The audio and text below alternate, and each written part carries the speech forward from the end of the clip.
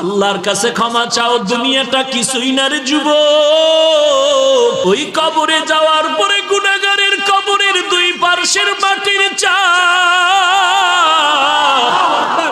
পাজরের হাড় চুরমার হয়ে যাবে। একটা নয়, দুটো নয়, 70 থেকে 99টা সাপের কামড়। কবরের ভিতরে জাহান্নামের আগুন। এরে বান্দা, এখনো কি আল্লাহর রাস্তায় ফিরে আসবি না? আল্লাহ দেখায় দেয় দুনিয়ার বিল্ডিং এর আগুনে কত যুবকের লাশ, আর চিৎকারের আওয়াজ, বাঁচাও বাঁচাও। একটু চিন্তা করে দেখ, যখন আগুন লাগছিল শরীরের মধ্যে তখন ওদের কেমন লাগছিল, অবস্থাটা কেমন হয়েছিল। ওরা যখন আগুনের মধ্যে সবাই জানালা দিয়ে হাত দিয়ে কয়, কে আছো, আমাদের বাঁচাও। আমাদের ডানে আগুন, বামে আগুন, চতুর্দিকে আগুন।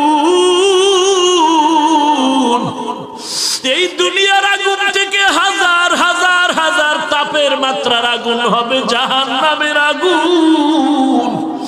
এরে যুবক, পায়ে হাত রেখে বলি, পাও দুটা আগাইয়া দাও। আমি তোর পায়ে ধরে বলি, আর গুনাহ করিস না রে যুবক, আর গুনার পথে যাইও না। নামাজ পড়ো, পর্দা করো, মা বাবার খেদমত করো, আল্লাহ ওয়ালাদের দোয়া নিয়ে চলো। আল্লাহর কাছে ক্ষমা চাও, দুনিয়াটা কিছুই না রে যুবক। পায়ে হাত রেখে বলি, এই যে বন্যা হয়ে গেল কয়েকদিন আগে, কত মানুষ বন্যায় মরে গেল। ঢাকার শহরে গাড়ির উপরে গাছ পড়লো, গাছে আঘাতে গাড়ির মধ্যে মানুষ মরে গেল। এরে বান্দা, এখান থেকে ঘরে যাওয়ার কোনো গ্যারান্টি নাই। আবার রাত্রেবেলা ঘুমাবি, ভোরবেলা উঠার কোনো গ্যারান্টি নাই।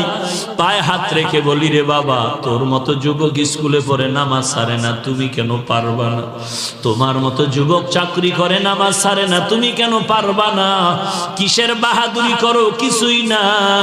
পায়ে হাত রেখে বলি, তওবা করে না, ও চোখের পানি ছেড়ে আল্লাহর কাছে ক্ষমা চাও, আর বলো, আল্লাহ, এই ময়দানে আমার মতো গুনাহগার কেউ নাই, তুমি মাফ করে দাও।